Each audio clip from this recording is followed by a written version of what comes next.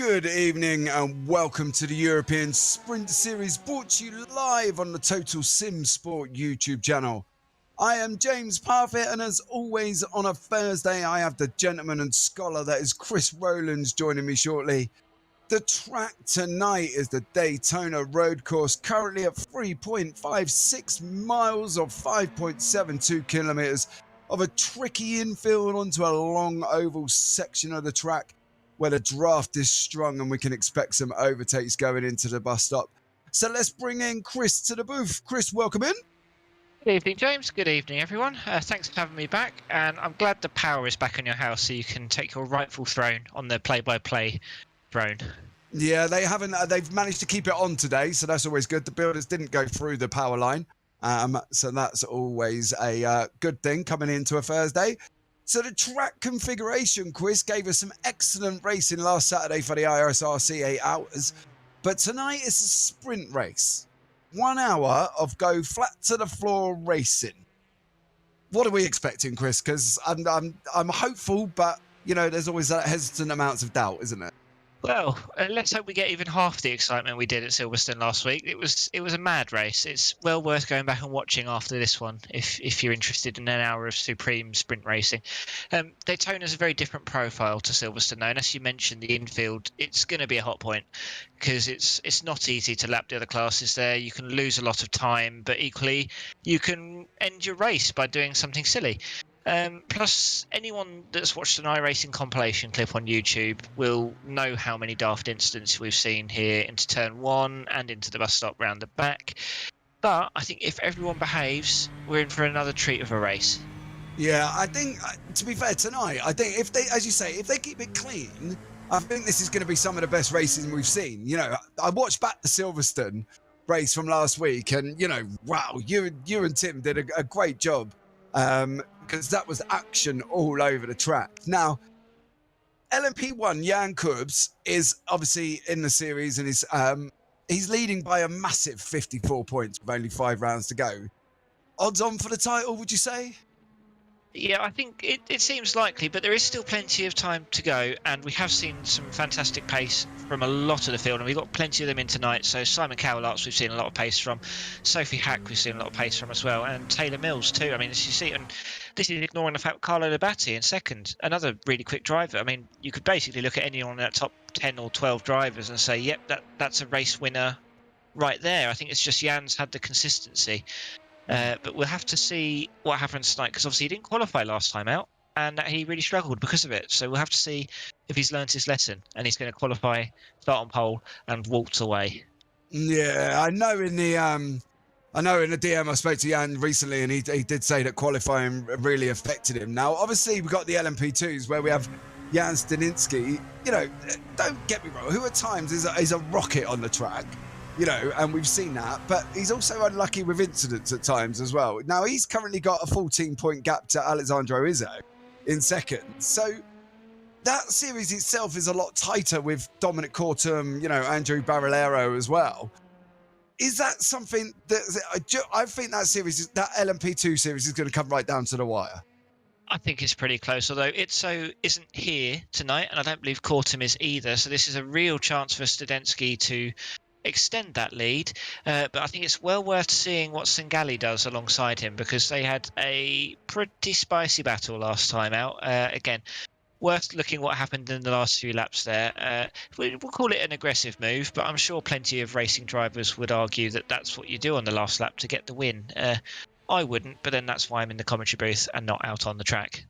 Yeah, now obviously, of course, we can't forget the GTEs. You know, the gap, as you can see on screen, between 1st and 7th is only 13 points. Now, that's a lot closer. And to be fair, any one of these guys, you know, can win this, I think, from 1st to 9th, really. Because or not 1st, maybe 1st to 8th, because there's not a massive gap.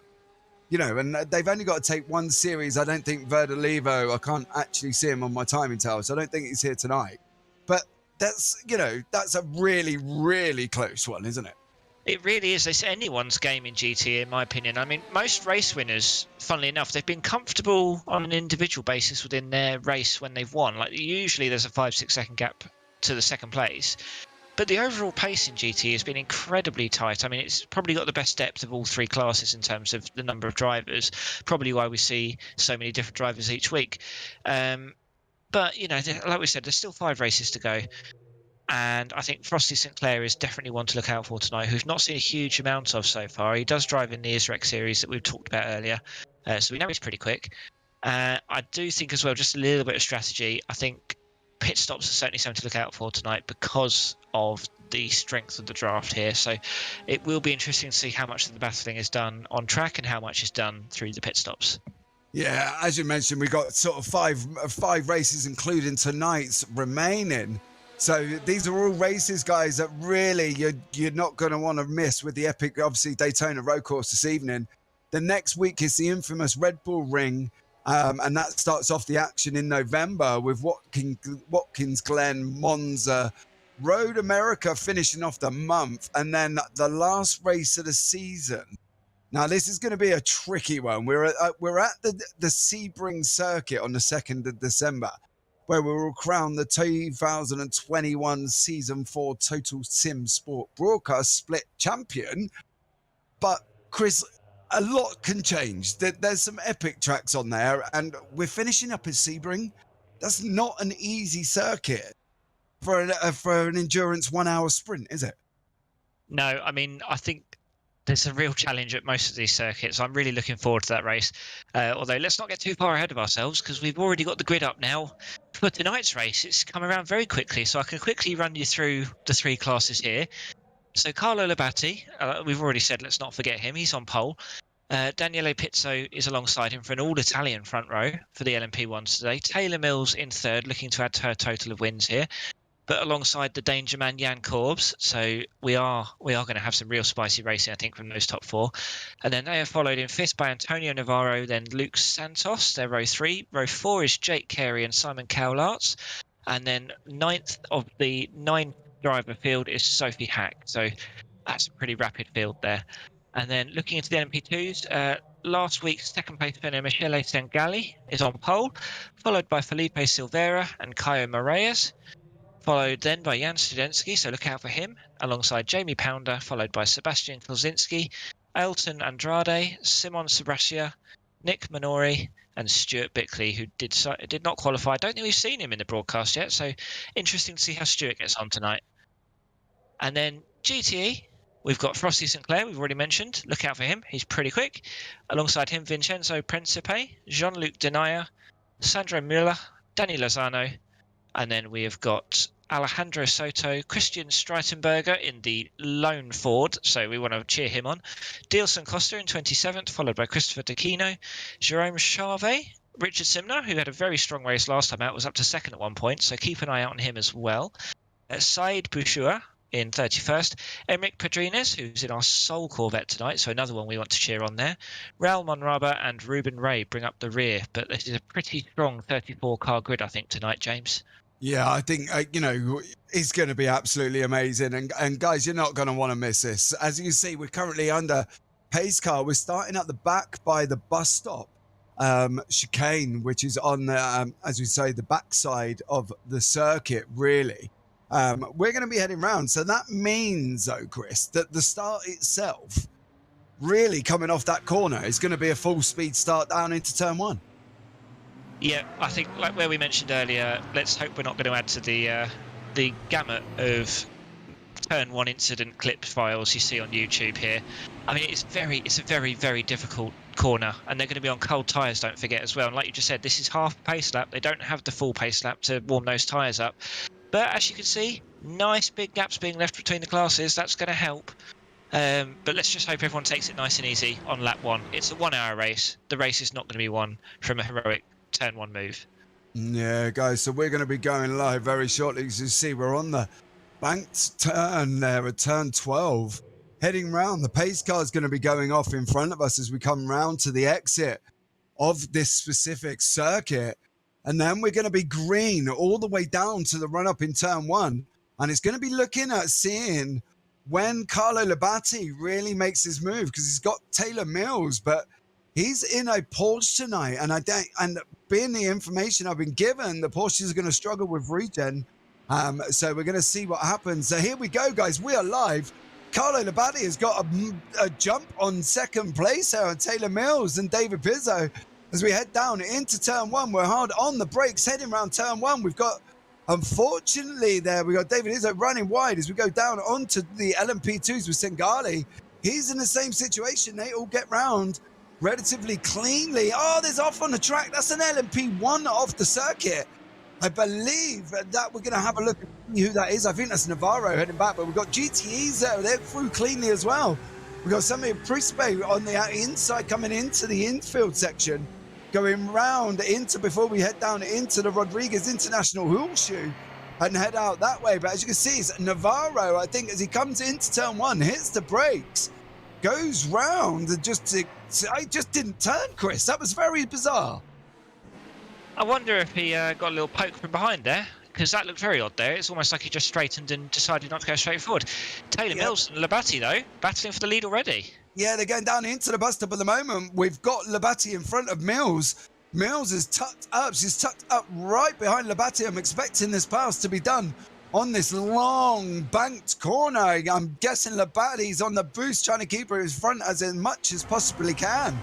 As we go on board with Mick Manoray, as he goes past, he's here on defending at the moment. I believe he's lost a position. I think there's Stuart Bickley in front at the moment.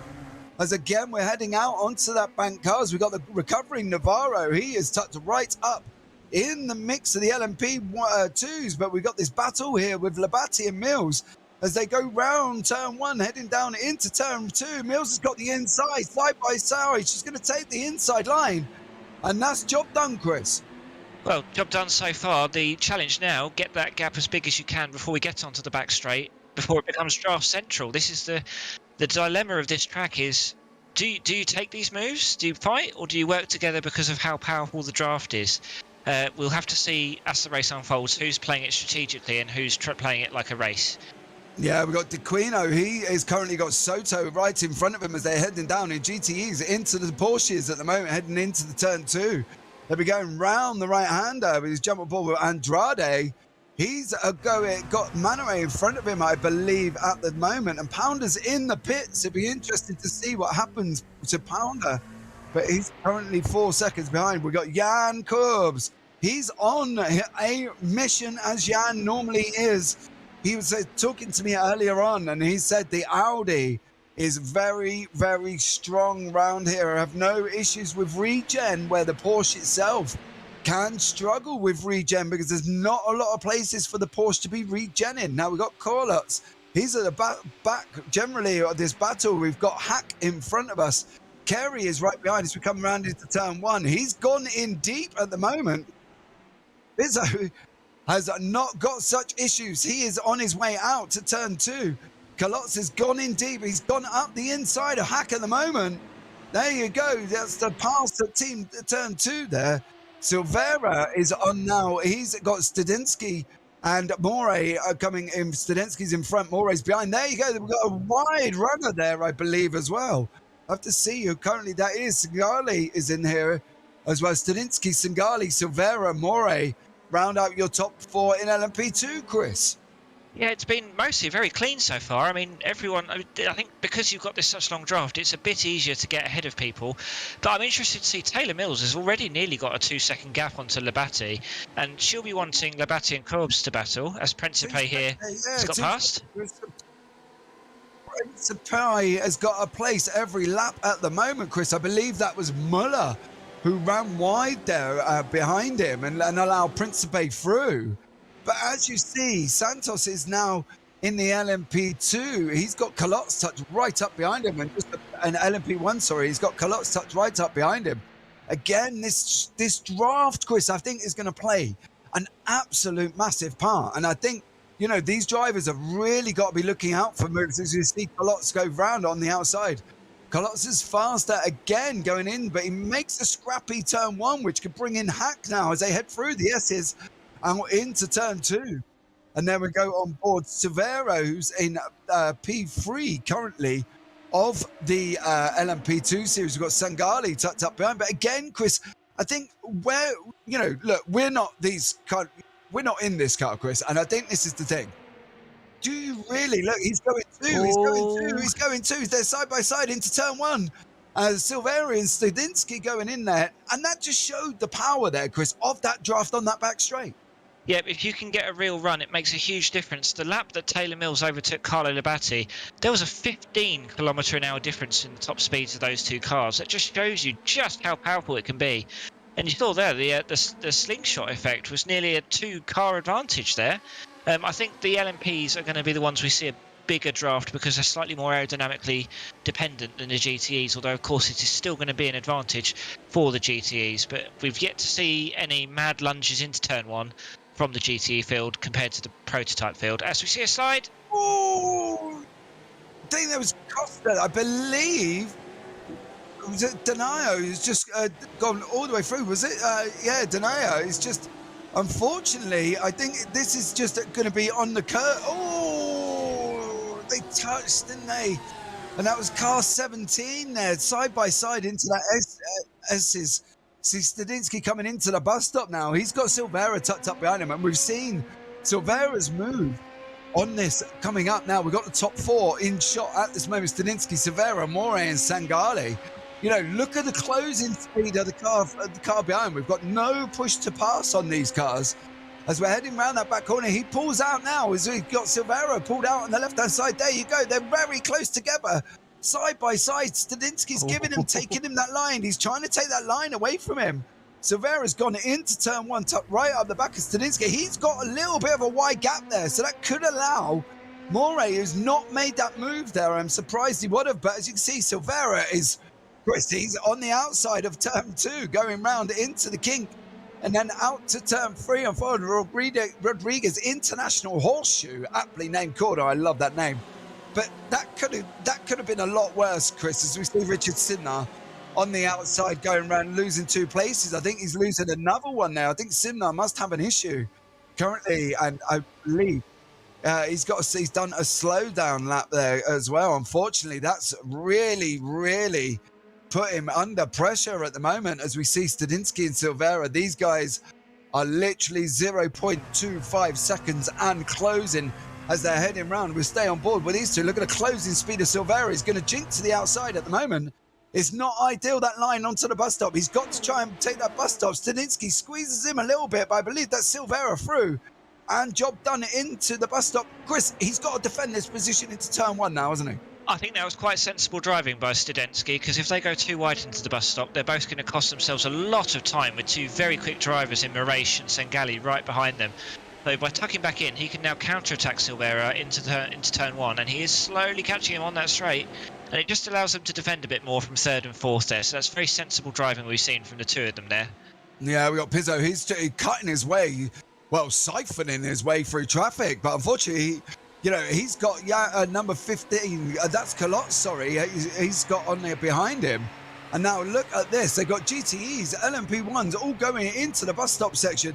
This is not going to work. This is going to be a move for Colotz, I think, onto the backside of the corner. Onto the backside. There you go. He's taking the inside line. They're going to go 3 wide round that corner. Oh, 3 wide again. Colotz on the inside. Pizzo on the outside. And, well, Chris, Supreme Racing going down into turn one there. Yep, the cooperation and trust needed from those drivers is absolutely phenomenal. And I could just give you an update on Navarro and why he had that incident. He's put into the chat of the iRacing client, his VR headset went off, so he had a black screen. So I think he did the right thing by just making sure he went off the track and didn't collect anyone else. But a real shame for him to have that hardware failure, because it was looking pretty good for him this race, I thought. Yeah, Sangali and Moray are still locked together. And we've got Silvera and Studinsky locked as well. And there you go. I believe, is that car number 8 Studinsky's taken? I let him pass. I think that's going to be a let pass run into turn one. But this is going to happen lap after lap after lap, Chris, isn't it? We're going to see these swap backs all the time because, you know, he's got to stay together. He's going to be fuel saving to try and stretch it out as we've, as we saw this weekend, Chris. But, you know, philosophy-wise, this is quite a good philosophy from Jan. Lets him through at the bus stop, takes him again in turn one. There you go. It's done on the inside, and he's going to rinse and repeat for the next 40 minutes or 50 minutes even. Yep. Although you just see the Not a lunge, but I think this is where Jan's going to have a bit of an advantage because he's an aggressive driver. So it leaves you in two minds. Is he going to go for that lunge and take the overtake? And he will get the overtake done once he's committed. He's doing it. Or is he going to sit behind you and fuel save? So I think it's a real disadvantage to have Jan right behind you because he's a very quick driver, but he's also a very aggressive driver, which is obviously, if you are that driver, it's a massive advantage, but very tricky for his competitors at times. Oh, Chris, sorry there, Labate and Corbs nearly come to death on the S's after turn one there. Sorry, Chris, but that was absolutely so close. Jan Corbs taking a little bit of the grass there. Now, this is the thing we know, didn't we, from Jan earlier, that the Porsches are struggling for regen on this circuit, Chris. And, you know, can you give the people who at home who don't know about the regen systems, can we update them on what we're talking about? This is the replay. He's on the right hand side going down into turn one. Now this is where, you know, we've got Labate on the inside. Corbs was stronger out of that corner, but this is where they nearly come to. Unfortunately, there might have even been a little bit of contact in there, Chris, but the regen on the Porsche is really going to struggle as we see Sebring and Bickley here having a battle round the back, coming down into turn one. Oh no, they've touched. What is Sebring? Keep it away from Bickley. He's on your inside, sir. Come on, let's keep this clean. You've still got over 49 minutes of racing. Sebring goes to go deep and then comes back trying to take the cutback back into the S's section. Right, Chris, why it's settled down for 2 minutes? Regen system. It hasn't, unfortunately, Chris. Hold on that thought, Chris. As we see Pizzo and Hack coming down into turn one at this moment in time. Hard on the brakes. Pizzo's on the inside. Hack is tucked up right behind him. You see Colotz is on his bike in front of us at the moment. He's going to be trying to get in away as quickly as possible. Go round, as you see now, round turn two. On the right side, we're going out, accelerate hard as we can, up through the little kink section, and then off into Rodriguez Horseshoe. Regen, Chris, we will get there. Tell us, what are we missing from the Porsche and the Audi tonight? Because the Porsche can't regen as good as the Audi, can they? No, the Audi has got more opportunity to regen. It can do it. It's not just under braking. It's also through the turns as well to an extent. And there's going to be a strategic use of the boost here. Yeah, always we've seen we've got a spinner there. That's not car number 6. That's Danny Lozano. Yeah, right. Very awkward place. No. Oh, that was a bit too soon to be rejoining. Wow, he really got away with that. Yeah, really got away with that. There could have been some nasty. I think he's coming into turn one. I think he's just brake sliding in, and he's just got his back ends come through, and that's it. Look, oh. Just about got away with that. Ray, who is currently in 13th in class, I think will probably have a lot of adrenaline currently going through their veins after that, but they managed to avoid it, so no harm, no foul, I suppose. But look how close it is from 3rd all the way down to 10th in GTE, just backing up what we were saying earlier about just how close this entire field is. I mean, anyone here could win this race. I know St Clair and Muller and Costa have all sort of cleared off in the distance, but you know, this is kind of anyone's race still because, again, like we were saying, strategic fuel saving. If you're, say, Principe, for example, we've seen good pace from him in the past. He could just be quite happily sitting behind Costa and waiting for his pit stop and just try and get the jump in. Yeah, I think we've just seen Soto go past Monrade there as he coming out car number 24. Yep, that's Monraba as he's just gone past him as they heading through the bus stop down into turn one. I'm expecting this to be a retake. We've also got the Ford, the Strettenberger, tucked right up behind these two. Here he comes now, that looming Gruffin Ford coming down. Oh, they're jinxing all over the place. They're going to be free wide. This is not going to work as they're heading down into turn one. Do not take this free wide. As past experience, I've seen this go wrong down into turn one. Oh, he runs in deep. Oh, no, Monraba. Just a little bit deep on Soto there. That brought Strettenberger tucked right up behind him. Heading down into turn two at the moment in time. But then we got Boucher. Simnar as well is tucked up in this little gaggle of cars. As we see Soto, I believe, running wide. We've got Principe coming out on the inside there as well. Silvera's making another move down. Stadinsky's making a move on Silvera going into the this is coming after turn one as well. And we see there, that's the car number 7, I believe, of Taylor Mills. So he's just gone through the past the leaders of LMP2, and we're only on lap 11. As we see Labate has dropped back from Corbs now. He's still got, I believe, there's car number 15. Colotz has just gone past him as well. Sophie Hack is there as well in the mix. So we've got Corbs, Colotz, Labate, Hack, and Pizzo. And I believe is that Carey at the back of the pack as well. And we're going back on board with Soto and GTE. He is currently climbing all over the back of Principe, going into the bus stop. I'm expecting him to hold on there. We've got Monrabo, Strettenberger tucked right behind us as well. Chris, I've got 44 minutes, and this is going to be will-to-will action all the way through this, isn't it? It really is. And Jan Corbs is caught. I mean, Cowlarts is now in second, but you can see the gap that's opened up to Taylor Mills. So we'll see what's happened here. Something's happened to Jan Corbs. Yeah, you see damage there on the number 2 as well. Yeah, this is Labate as well as they come around into turn 2. There's nothing dramatic there that I can see, but let's see if we can. Anything may have happened after. It might possibly have been a slowdown for him, but I think all the battling we've seen for second, this is just giving Taylor Mills more and more of an advantage. And as the LMP1s are currently making their way through the LMP2 field, I believe one of the things Jan Corbs was talking to you about was just how important strategic use of boost is here. So we see, that's Kosnitsky. And I believe that may have been Singali going down. He's dropping all the way down. Yeah, he's dropping down the timing tower. Was that Singali on the inside there? We're going into the S's too wide is never a good idea. Oh, Singali just runs wide into the fence, and I believe that's going to be possibly game over. Straight into the pits, and he's now at the back. We're pounding Denea and Navarro there, Chris. I think it's to me, it looked like he went over a bump as they were going through the S section at the end of turn 1 and just sort of wasn't able to turn the car as he went round it, and unfortunately has run understeered into the other car there. So that's advantage to Densky and Silvera in the battle for the lead there for certain. But Maresh, I think, up into third now. He'll be quite pleased with that. He's back to where he started in qualifying. And I think for car number 26, he can be very pleased for a current third place position. But let's not forget the Gte Battle, because as you can see, we're getting to that stage in the race where all 3 classes are beginning to mix. So the poor GTEs here have got to try and fight their own battles with all the other nonsense for the prototypes going on around them. And so far, we haven't seen any interclass squabbles really cause any trouble. But 42 minutes to go, I'm sure we'll see something. It's a boxed-in prototype there, ever so slightly.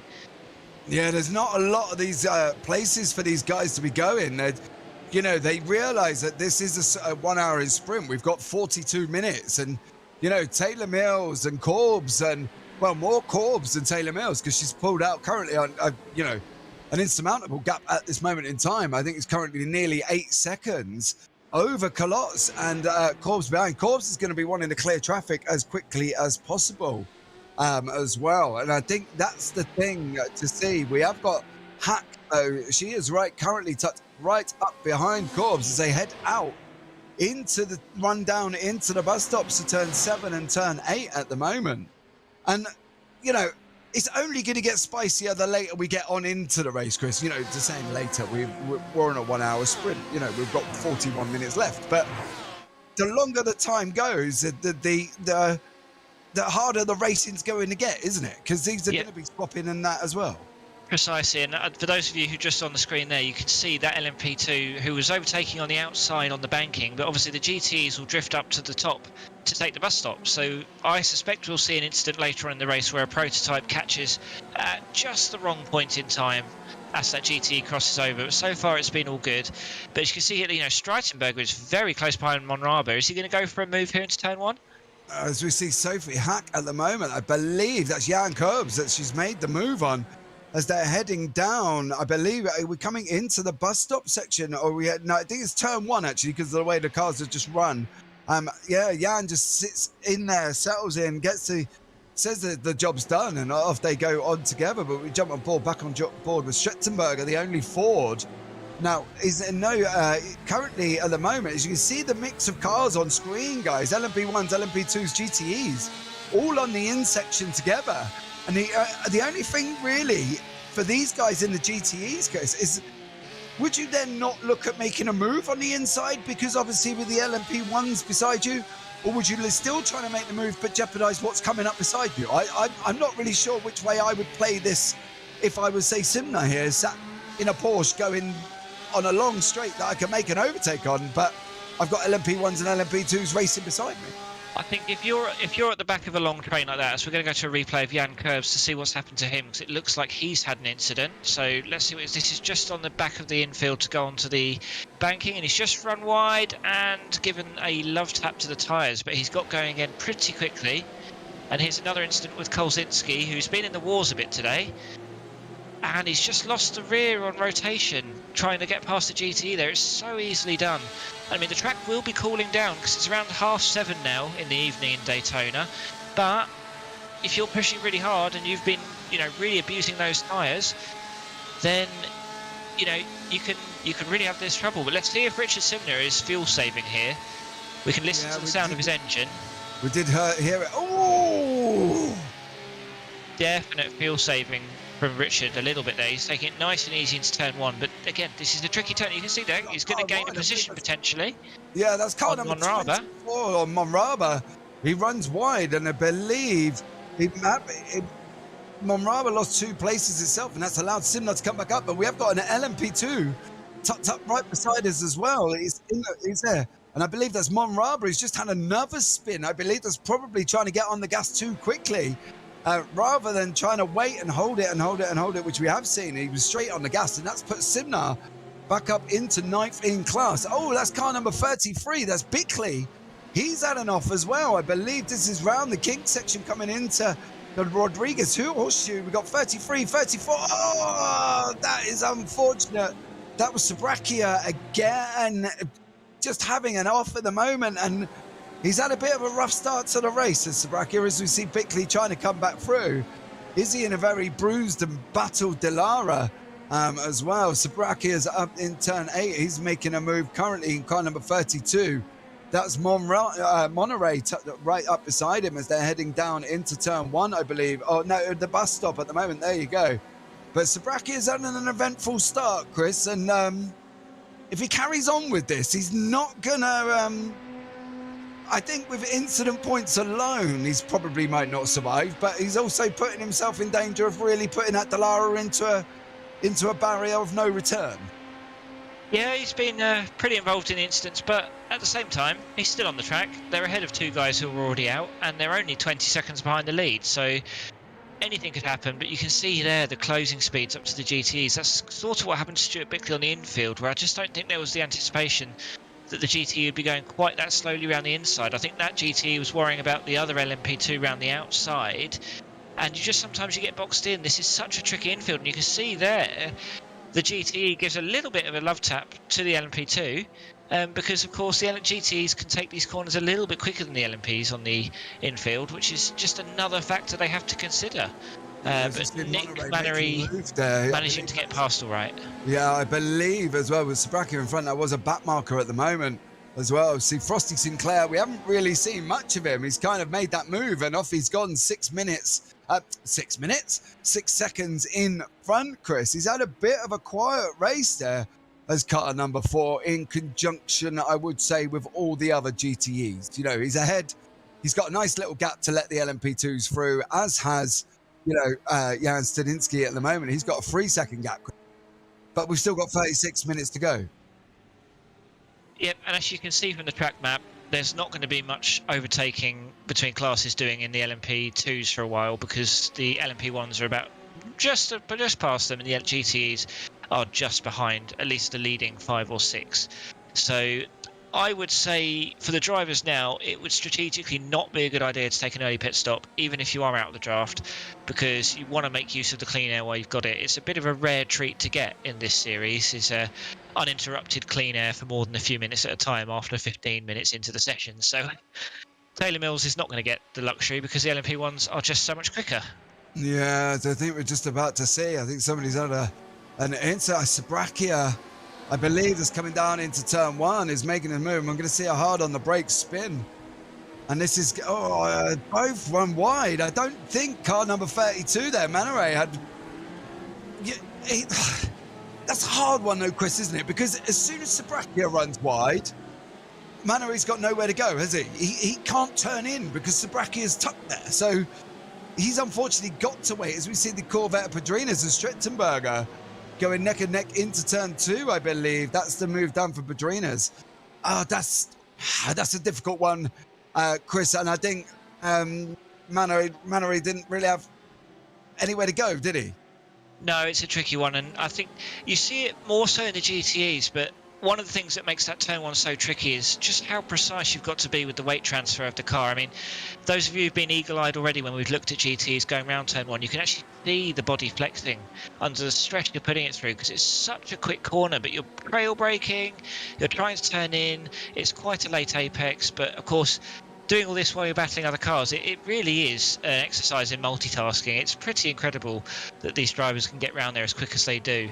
But you can see Frosty St Clair now, he's opened up a 6.5 second lead in the GT field. Again, every week we have a pretty comfortable outing for the lead driver, but of course, 35 minutes still to go. Plenty can go wrong, as we see, I think, possibly early pit stops here for 32 and for Streitenberger, and they've contacted in the pits. That's very careless. Not quite sure which way to call that, unfortunately. Strettenberger was coming in. Car number 32, which was Manori, is probably on his recovery from his spin into turn 1, was coming in as well. I don't know if they would necessarily look like they didn't necessarily see the line, Chris. They didn't look like past the line, and they probably didn't see each other, because you obviously, once you get into the bits, you and I both know that you ghost anyway. As we can see, car number 3 there, that's currently Jan Corbs making his way back through the GTE traffic, and that's Hack, I believe, behind. I think it's behind, yeah.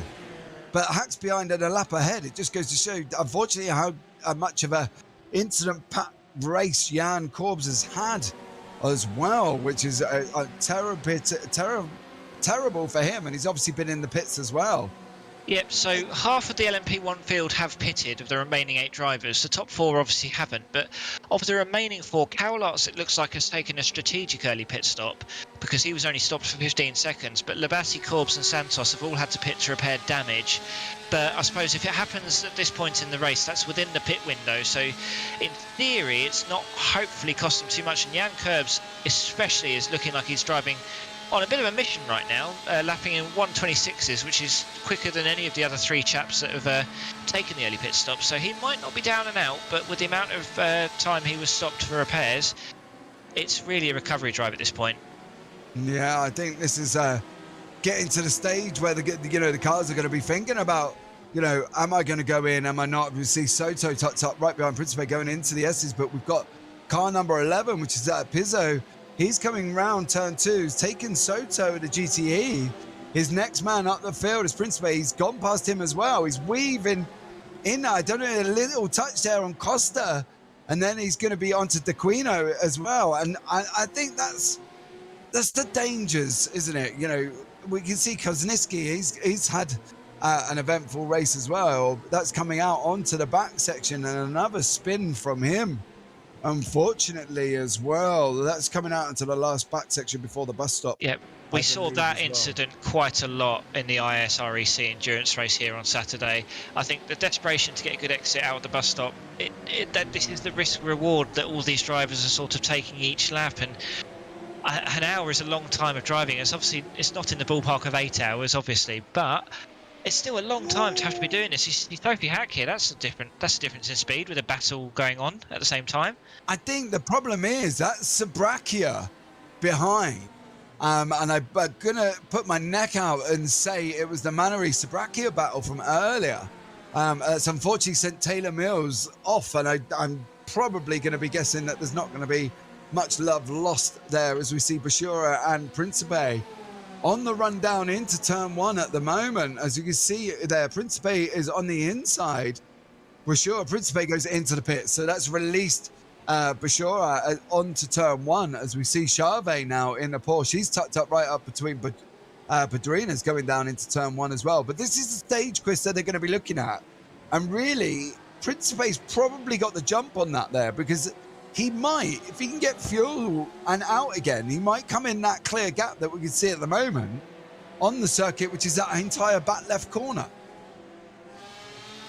Yep, I mean, sorry, I'm just listening to the voice chat of the drivers. It's getting a little bit bad-tempered out there at the moment. There's accusations flying everywhere about driving standards currently. It's an interesting insight into the sort of the differences between real life and sim racing, because obviously real life drivers aren't going to have the luxury of being able to accuse each other of dodgy driving. Although, as I say this, there are now some decent apologies and some no worries going on. So it's calmed down a little bit. But one thing I'm interested to see is of the GTE field, who has been fuel saving and who's just been pushing. Because, for example, Charvet here has had a driver in front of him for the draft pretty much the whole race. So he might be able to get away with a much later stop and a much shorter stop as well. So that could gain him quite a few places as we've just gone past the halfway point in this race, James. Yeah, as we see they're coming into the bus stop there, I thought Charvet was going to be looking at making a move on Padrinas as we head down to the backside of the circuit currently as well, turn 10, 11 and 12.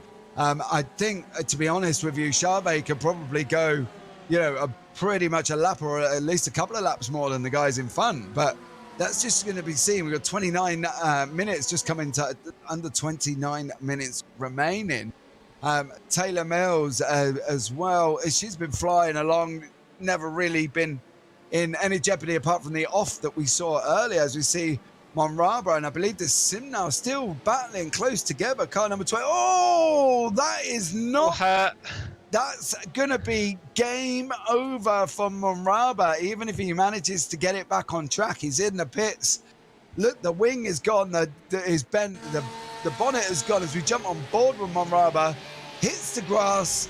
Oh, now we saw this last Saturday, didn't we? Where the car literally just missed the returning car coming out of the pits at that specific moment, Chris. So lucky enough there wasn't anybody leaving at that specific time as he was coming, well, inadvertently in.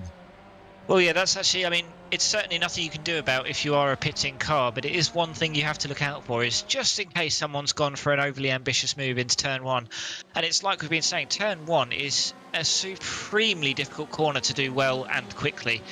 And yeah, especially in the GTEs, the weight transfer is so difficult. You just see that these fine margins, and Monraba was just a little bit unlucky putting one wheel on the grass, and it has completely wrecked his race. But this is another position gained for the chaps towards the back of the GTE field. I mean, it's still pretty close. Frosty Sinclair is only 18 seconds ahead of Charvet, who we're currently following, and a podium position is only 7.5 seconds up the road for these guys. So, I think at this point, drive cooperatively. Padrinez and Charvet are both within the draft range of a car in front of them. So just, take it chilled out at the moment if you feel like you're going pace. And actually, Padrinez is going in to take his pit stop. So Charvet will have lost that draft. He'll want to catch up to Bishoa now, but will he be able to? Yeah, I think that's the thing, as we see Costa now has got D'Aquino in front of him. Soto's behind him at the moment. They're heading down into turn two. And I think that's the thing. When, you've seen a car do so much damage to itself in that tricky turn one. Now, if you're a viewer at home and you're sitting there going, well, it's just a left-hander. You know what I mean? Why can't they brake and turn left? Chris, just explain what goes on with the car as you're coming off that bank curved into turn one. Well, I mean, it's not a straight braking point at any point, which is already unusual for most racing circuits, I'd say. It's making that judgment of carrying as much speed through the corner as you can. Obviously, Principe here not having to worry about cars in front or behind, but often they will be. And if they've been taking the draft all the way around the banking, they're going to be at a much higher speed than usual, so they've got to adjust their braking point for that. As we've been saying, the weight transfer in the GTEs is going to be a lot trickier to manage than it is in the prototypes because of the nature of the car, as we're going to watch an LMP1 coming through here.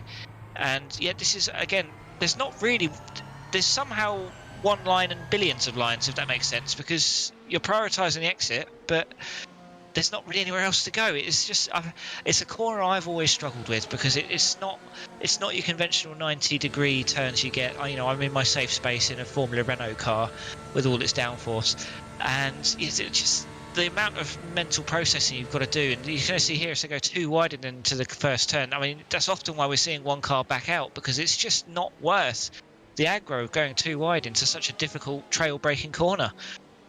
Yeah, I think it's fair as we see that Costa's just gone past D'Aquino, taking third in class overall as well. So an excellent job by him. Currently, I've got him as up 5 on my timing tower as well. But that's the thing, isn't it? Simnar now, he's just been plodding along, right? He's letting these guys get on with it. He's up 3. He's sitting in 8th overall. You know, he's done his little bit of fuel saving and as well. And I believe that's probably, I think, yeah, you know, he's had quite a good race so far. He's had, I think we call it one of them sensible races, Chris, where he hasn't really stuck himself in danger. He hasn't really defended massively hard, and he's reaping the rewards of cars like Monraba, Lozano, and Denier just unfortunately flying themselves off the road. Yeah, he's a driver after my own heart, really, with the sort of sensible, cautious driving. I mean, cautious by the standards of top split ESS, because, you know, we can say, oh, he's just plodding along, but he is still one of the quickest drivers on the service. Otherwise, he wouldn't be in this split, and he wouldn't be car number 21. But it really, I think it really pays off more often to be that slightly more cautious driver that, you know, if someone goes for that move, you facilitate it, and then you can just take advantage of their draft, save a bit of fuel. If they're quicker than you, they're going to get past anyway. And we saw that last week at Silverstone, where Richard was up to second at one point, but he was letting people go through. And, you know, he actually finished that race, whereas quite a lot of GTEs didn't. So, you know, it might not lead to so much glory, but, you know, over the course of a season, individual glory doesn't mean much if you're not finishing half the races. Yeah, I think that's the thing. As you see the Quino there just head into the pits, that's released Soto now, who's going to be trying to get up to the back of Costa, I believe, as well. Now that's put Simnar up another position, currently in 7th overall. As of yet, he hasn't got to pits, so he hasn't pitted yet. So we've got Moraes there. He's going to be heading down into turn 1 as well. There you go. He comes off the bank. That's what we're talking about. And then it's not the ideal clean line, is it? I believe that's going to be LMP1 of, yeah, he's at Jan Corbs. Cowlots in 15 as well. So, you know, they've got all of these things to concentrate on. With 23 minutes, you've got the car in front, car behind, LMP2 sat in the middle, got LMP1s and GTEs. You know, there's a lot going on for these drivers, isn't there, with just under 22 minutes remaining?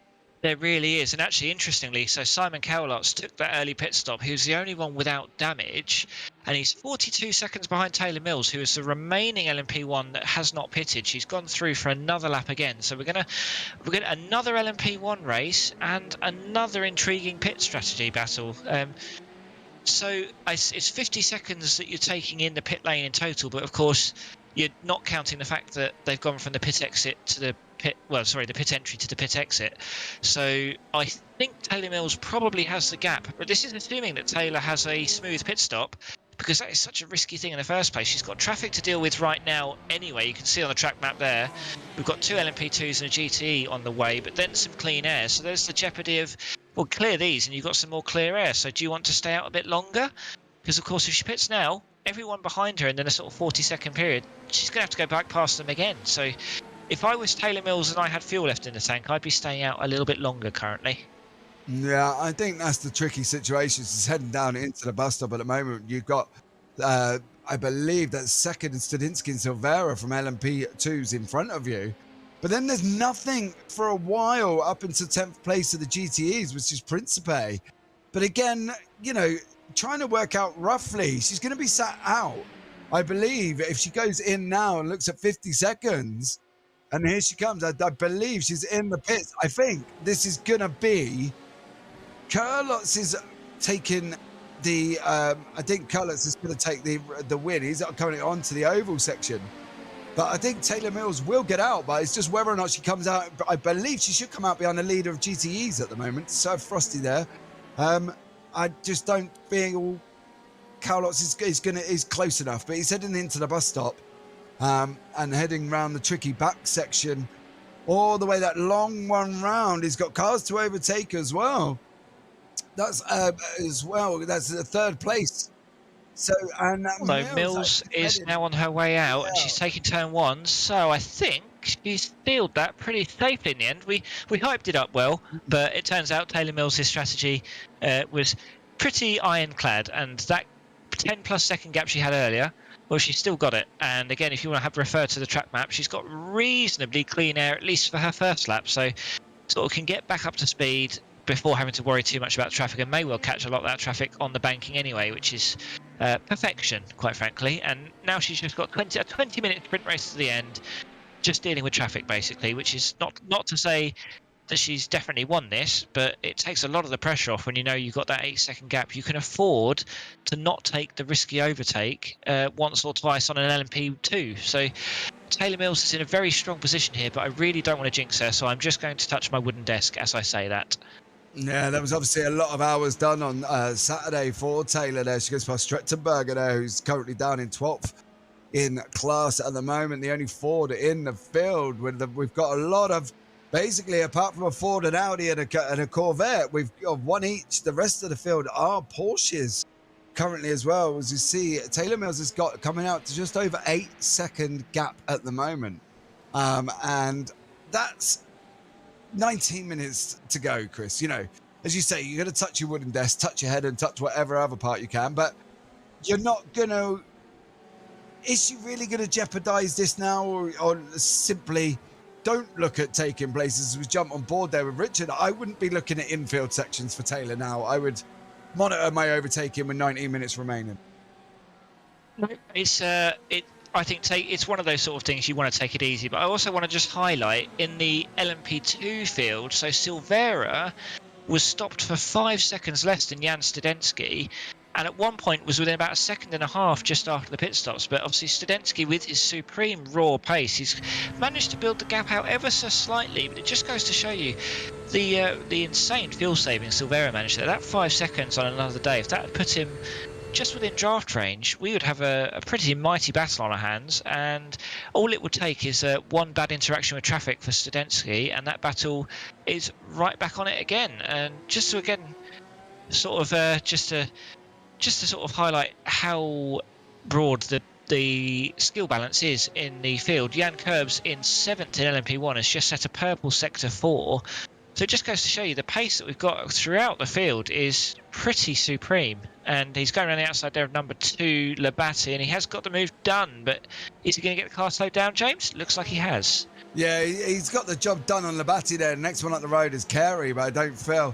I think Jan's is going to 17 seconds and he's got 17 minutes. So he's got to be looking at getting on his bike. But as you say, at the moment, Jan Corbs' best lap is a 1:25.61, and Carey's best lap is a 1:25.95. So, you know, but he was currently 2 seconds quicker on the last lap over Carey. So it's a bit of a hard one to see where this is going to go. We've got Jarve and Principe still back together. They've obviously been following around. Jarve's been doing a lot of fuel saving, as well as you see Labate going high on the bank curbs to make sure he's leaving these guys enough room. But we've got Soto in the pit lane, Bishoa in the pit lane as well. That should, Chris, in an ideal world, release Frosty back into first place, which I think that's where he's going to be as he's heading round that way now. He's going to be going across the start-finishing line, past the pit lane. There's the pit lane entry. Yeah, job done. There was no real threat of Frosty not coming round as well, but it's whether or not Muller can take his place, which he has done.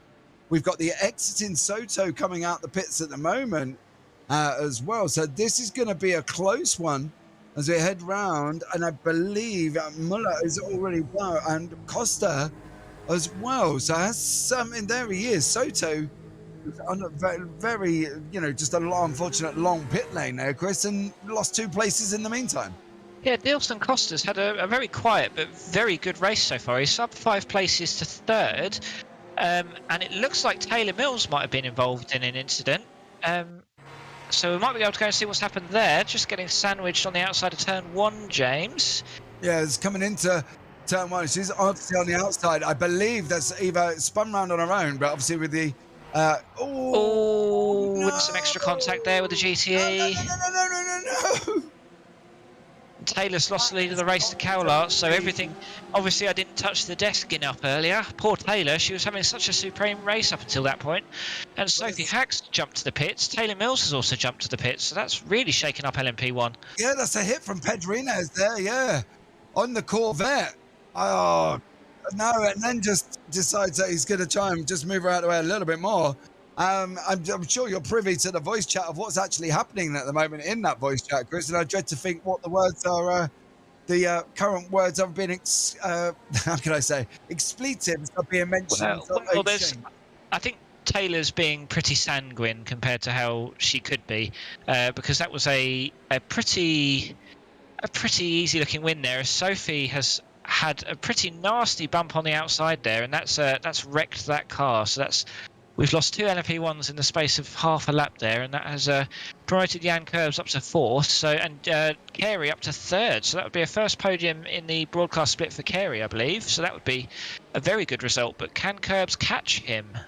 Yeah, we'll just have to see as we see Charvet, Bashir and Principe all really close together at the moment. As well, got number 2 and 3, but Charvet there as well.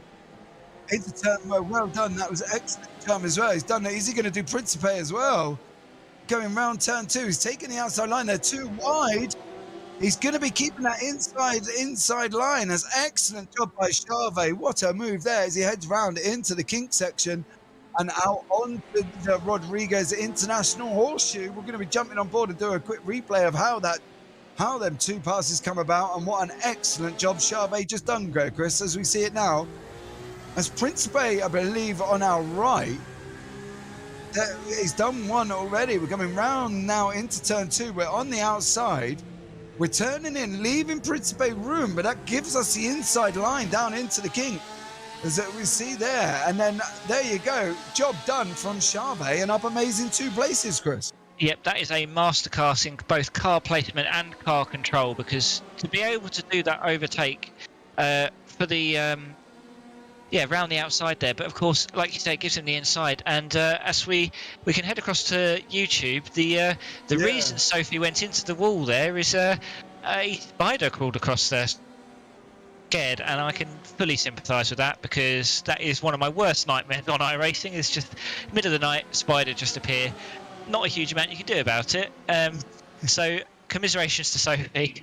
Might be worth. Apparently conkers are meant to be quite good. If you just get some conkers and put them around your house, it apparently winds the spiders up and they leave.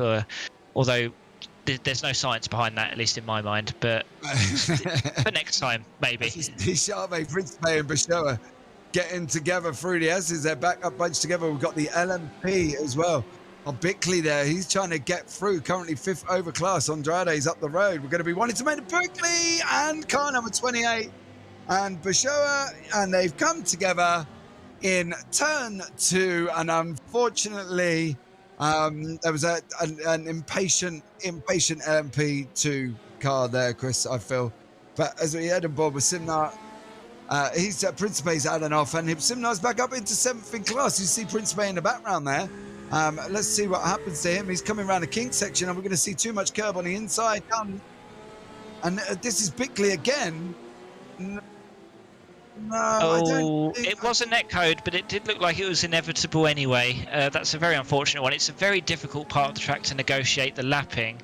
But Stewart's got a good 6-second gap to Andrade ahead of him, so I suppose he'd argue he is battling him with 10-12 minutes to go. It's still anyone's game, but equally you've got to think, the other classes are there on merit as well.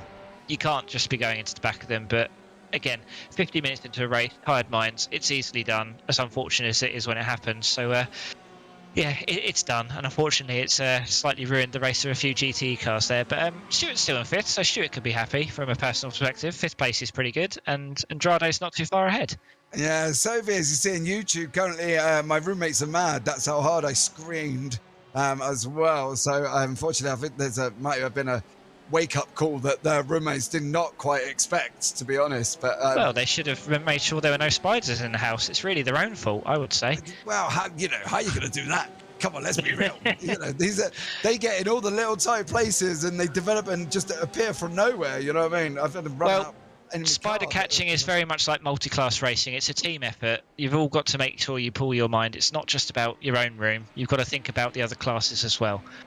I don't know if that crossed her mind at the moment. She was screaming. As we see, Santos and Labate.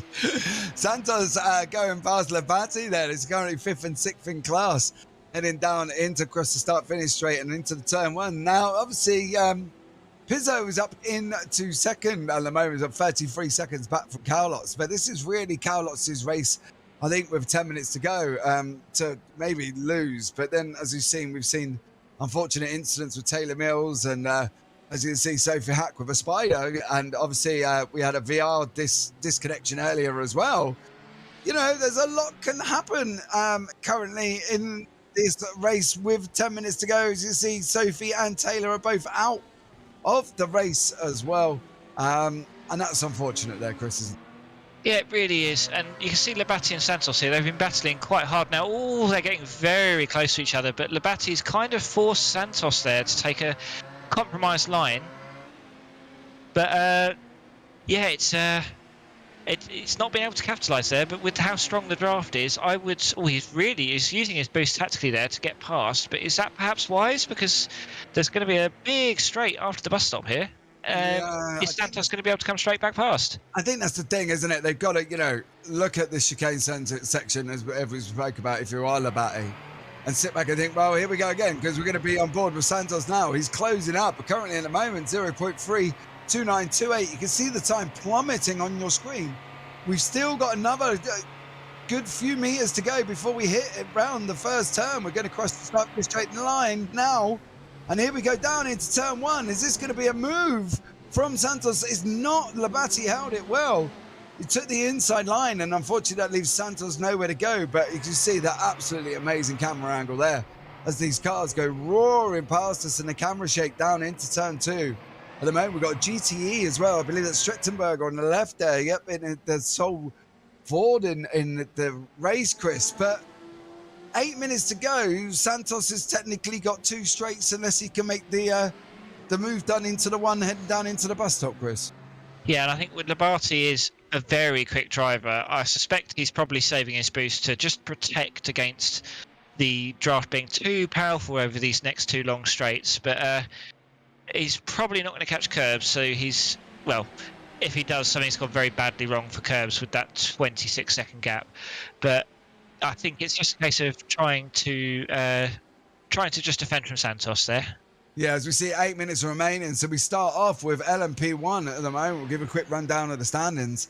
We've got Colotz in first, Pizzo in second, Carey who's currently up into third place, +4 in his grid. We've got Corbs in fourth, Labate in fifth, Santos in sixth, and of course that's the end as Taylor Mills and Sophie Hack are out. But I believe Navarro, is he still going currently?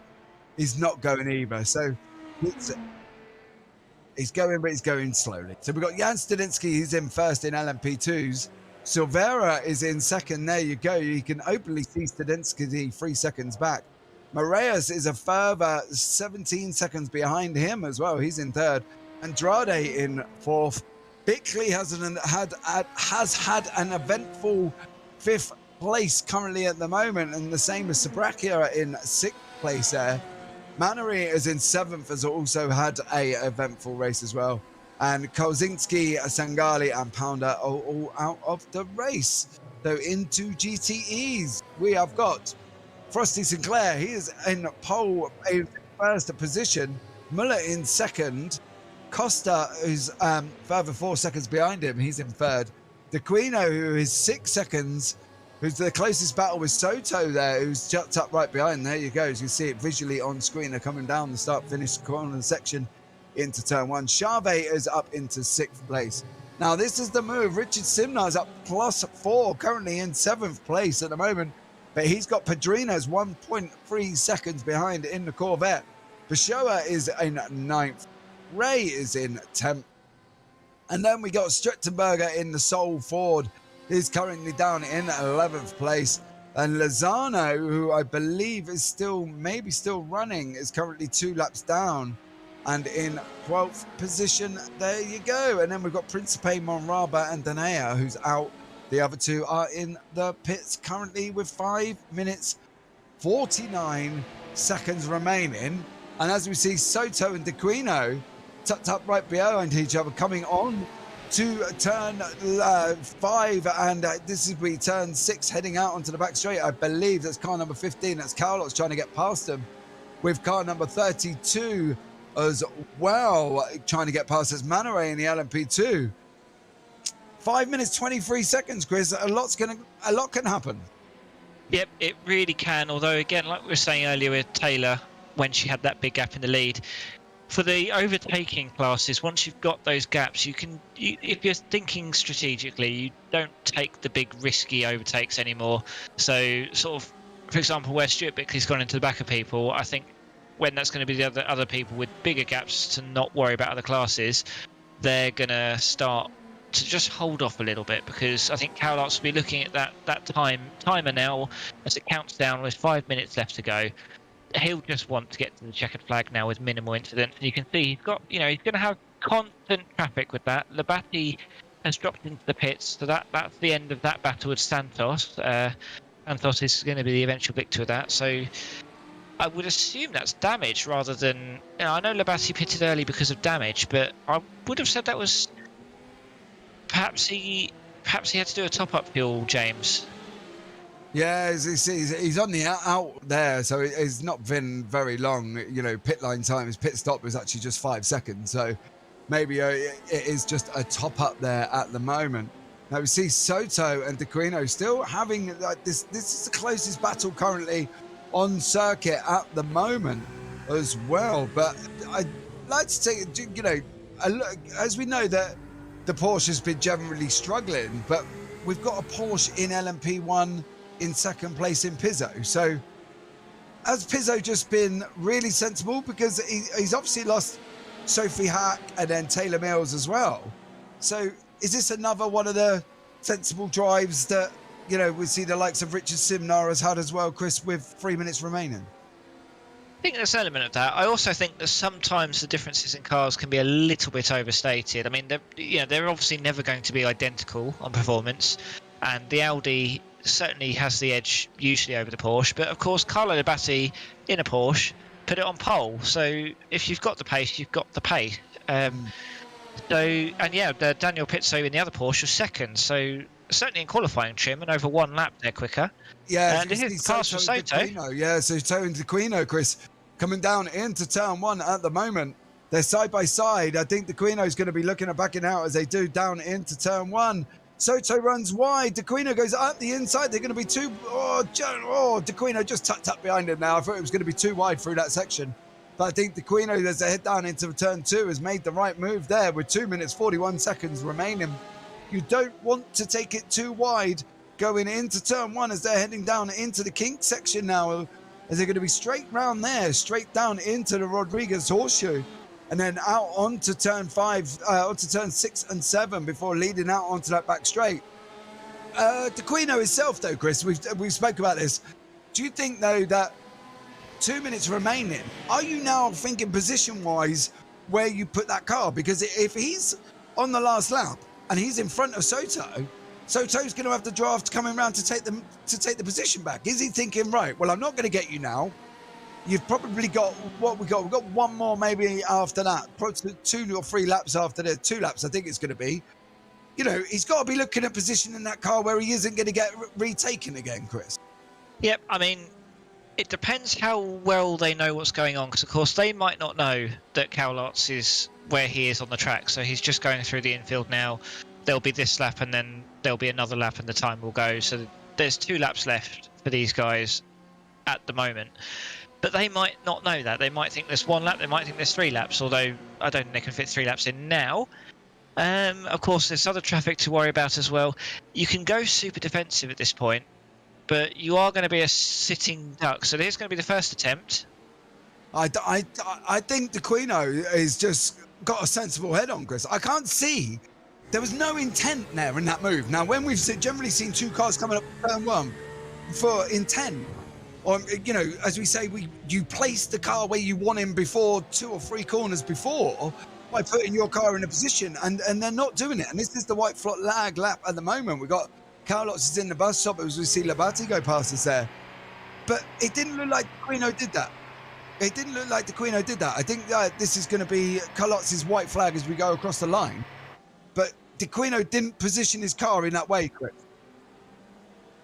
Yep, so I think something's happened between Frosty Sinclair and I think it might be Nick Mannery, because they're occupying a similar place on the track. And this is where we're saying about, don't count your chickens before they've hatched, because Frosty Sinclair was in the lead here and they've had it coming together. Oh, dear. That is something that should not have happened with 2 minutes remaining. That was too late in the day to be making any forms of moves like that. As you see, Cowlot's coming round. Jerome Charvet, Frosty, I think, is still running, I believe, at the moment. And it's still, but the time is out now. This is it. So Cowlot's currently is coming round into and they're heading off. So these guys now, this is the battle that we're talking about. And I think the Quino is going to play this right. So they're going to be coming round on this white flag lap. Now, if I was the Quino, I'd be looking at tucking up as close as I can at the bus stop and making that run right the way round. Now, as we see at the moment, we've got Cowlot's just coming down into the bus stop. The Quino's got no intent there, Chris, and I can't see any intent from his driving. No, you go into the bus stop and then that will be the time to do it, because you've got less to worry about. And Frosty Sinclair as well, further up the field here, he'll be hoping there's not too much straight line damage to that car, because Muller is only a couple of seconds behind him now, and obviously would have gained 6 seconds on that last lap because of the incident he was involved in. And they've got one big old straight series. Cowlot's has won the race quite comfortably in the end, James, I think it's fair to say. Yeah, as he comes across the line, your LMP1 winner for this evening is Cowlot's there. And that's a job done for him. He was aided by Taylor Mills, unfortunately, having an off with Padrines. As we see, the closest battle on the field, on the track at the moment, is DeQuino and Soto. 2 temps and closing at the moment. We've got Ray and Strettenberg has got across the line, and job done for them for this evening. So well done for you for finishing the race. So we go down now. DeQuino's measuring up, Chris. I can't see the intentful move. I can't see this. He's going to go through the bus stop. He's going to want to tuck right up as close as possible. There you go. He's a lot closer this time round. This is going to be the run down into the line.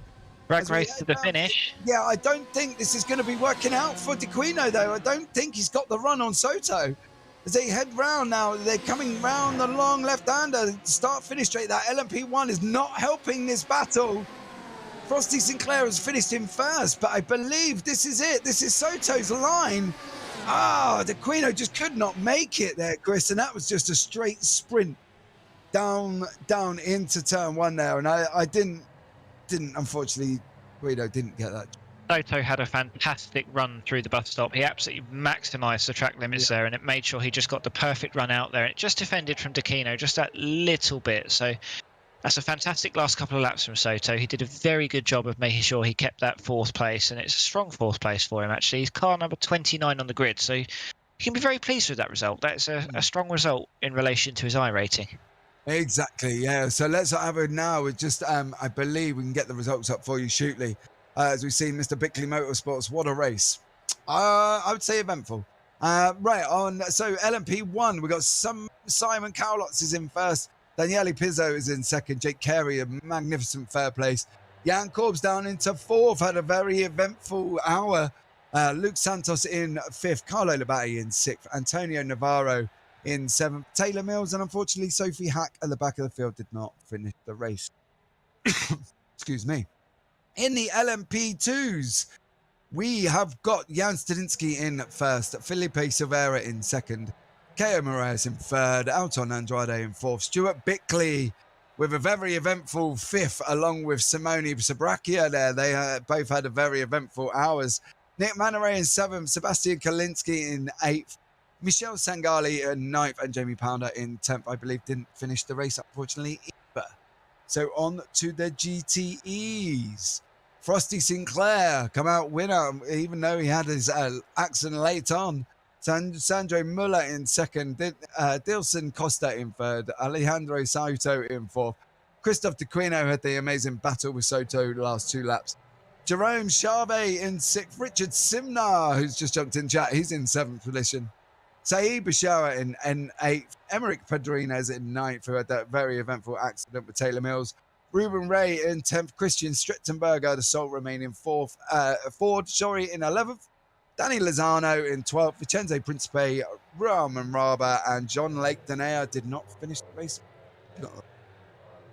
And that is another epic ESS battle for this evening. And now your standings. What has that done to the standings? Well, in Jan Corbs' case and Carlo Labate, not a lot. There's still 50 points apart. Going in with 4 weeks remaining. Taylor Mills is still in third place with 63. Carlos has jumped up 3 places, now in for fourth with 62. Daniele Pizzo has jumped up 4. He's on 53. Will Woodland, who hasn't been here for the last couple of weeks, is down 2. He's on 47. Luke Santos is in 7th. Alex Baku, who wasn't here tonight. James Armstrong wasn't here tonight. And Andre Reddington was also not. But in 11th place there, you see Jake Carey has jumped up 3 places. So well done to him. So that rounds out your top 11 in LMP1. So in LMP2, Jan Studensky is still in first place with a massive 39-point gap over Alessandro Izzo. Dominic Corton wasn't here tonight. Sangali is up 12 places on 26 points, even though he had a very eventful one. I believe he did not finish the race, so good, well done to him. Barilaro is on 25. Dashito was not here tonight. Gol Branson is in 7th. He wasn't here tonight. Back Cora Silvera is the sole remaining. He's up 34 places with 22 points. He rounds out your top 10. So well done to him. And that was his first round. So as we go on to the GTEs now, Verdolivo Rack was not here this evening. They're still first and second. Frosty Sinclair goes up. He's in third place on 30 points. Junior Borges down on 25. Leidinger wasn't here. Collar Boxoff wasn't here. 6th, 7th, 8th, 9th. Richard Simnar, he's up 4 places on 20 points. Only 13 points off the leader, Richard. So you're still in with a shout. And Popovsky rounds out your top 10 for this evening. So, Chris, if I said to you, you've got one word, could you sum it up for us in one word? No. Okay, well, so that's too much one word. happened. All right, I'll tell you what, look, as we're at the end, I'll give you one sentence, Chris, but only one. Go. Traffic management, or maybe turn one management would be the saying. I think the guys who managed turn one, the guys and girls, sorry, who managed turn one the best are the guys that won the race, I think. Yeah. It's a long sentence. It's a compound sentence. It's compound structured until you put a full stop at the end. Dot. Exactly. There you go. Right, there you go. So, guys, that rounds out for the racing for this evening. And what a classic race we had. Taylor Mills, unfortunately, being out in front, cleanly out in front, and unfortunately involved in a little turn one incident. So what we got bringing you up for TSS this week? Well, on Saturday, we have the FTR 4-hour endurance at the classic Red Bull Ring. That's sponsored by Sim32 as well. And that will be live at 5 p.m. GMT. Sorry, that's 3D. I'm sorry. Sim 3D. There you go. I'll get it right in a minute. And that's 5 p.m. GMT over on the TSS YouTube and Twitch channels. Then on Sunday, it's the turn of the IR UK GT Freeze live from the Nürburgring with the pros and elites set to do battle on Sunday. And that will be live on the TSS YouTube and the iRacing UK Twitch channel. And that will be live at, I believe, 7:50 BST on Sunday. Now, on Tuesday, after a very dramatic race for me last Tuesday at Laguna, it's the turn of Donington Park Racing Circuit.